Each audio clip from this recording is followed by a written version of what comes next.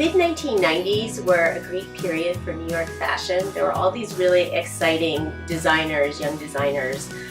It wasn't also corporate as it is now, and they included Anna Sui, Byron Lars, Christian Francis Roth, and Todd Oldham, and Isaac Mizrahi, and I have such a strong attachment to the fashion of those days. I definitely collect some of those designers, and Todd Oldham, who did really colorful, fun things, is one of my favorite. The dress I'm wearing now is from his spring 1996 collection. It's described as a rainbow mosaic, and you can look it up on my blog. Click the link under the video to see it. And there are pictures of Claudia, I think Cindy Crawford, Kate Moss, and my all-time favorite supermodel, Linda Evangelista, wearing this pattern on the runway. I always went to sales at the time in the 90s looking for Todd's pieces, and I remember just stalking. He had like a flame print that I stalked forever, and I couldn't quite decide on it. And the only thing I think I did get of his was this fantastic silver t-shirt, and it's one of the few things that I've gotten rid of, and I regret it very deeply, and I keep looking online to try to buy back my old Todd Oldham silver t-shirt.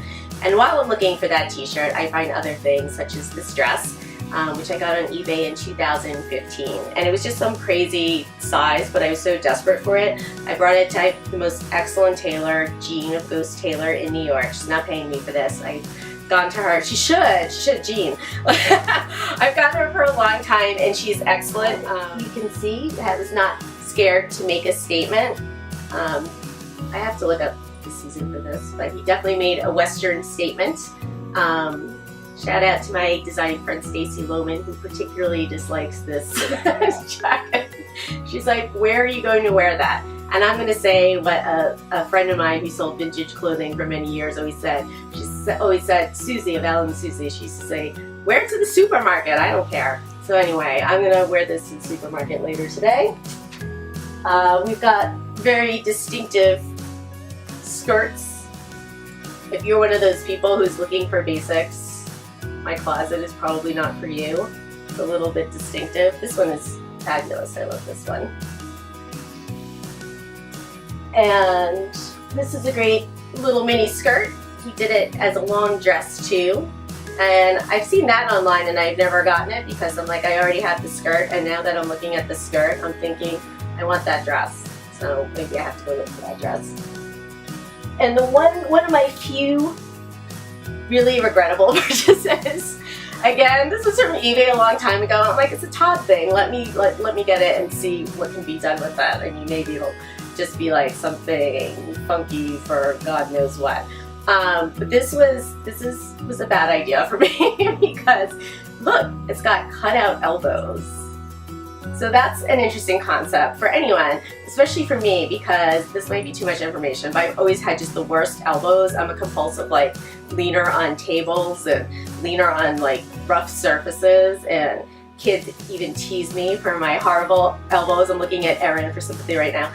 For my horrible elbows back in the day, and like that should be the worst problem you ever have, but still it wasn't that fun. So a jacket that highlights the elbows is not ideal probably for any human, but definitely for me. Last year there was a retrospective of Todd's work in Rhode Island. I guess it was at RISD, and unfortunately I missed it. I really wanted to go, and I read an interview he did ahead of it, and he said he had really meticulous archives and that, you know, he didn't miss a piece, and he had a great retrospective.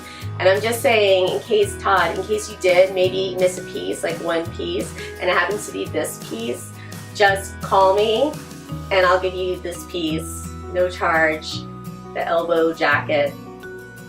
It should be in a museum somewhere, definitely not on me. And actually I'll trade you, if you have this silver t-shirt, I'll trade you for that.